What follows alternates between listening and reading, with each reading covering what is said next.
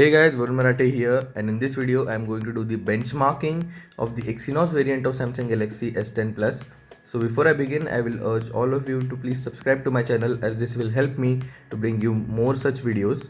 And benchmarks are not something that I like that much, but since it is important to you, here is the result first starting from anti to benchmark. So let's begin.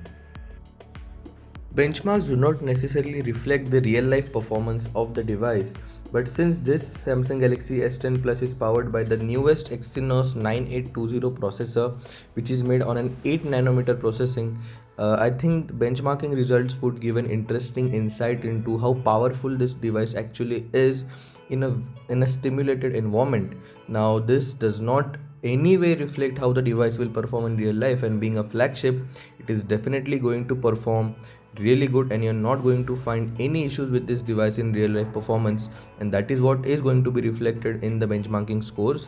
I'm also going to do Geekbench score after this, so stay tuned for that, and I think the result of this benchmarking will be out just now, so let's see what it is. So here we go, the final ranking and the benchmarking result is the phone scores 3,28,991, which is beating 99% of the users. So definitely the Exynos variant is really powerful, and it is definitely one of the best chipset which is available in the market right now. And we'll take a look at the rankings that this device is getting now. So here we go, the ranking result. All right, so according to Antutu benchmark, this device is the best benchmark device currently, because even it is topping the Huawei Mate 20 and Mate 20X as well.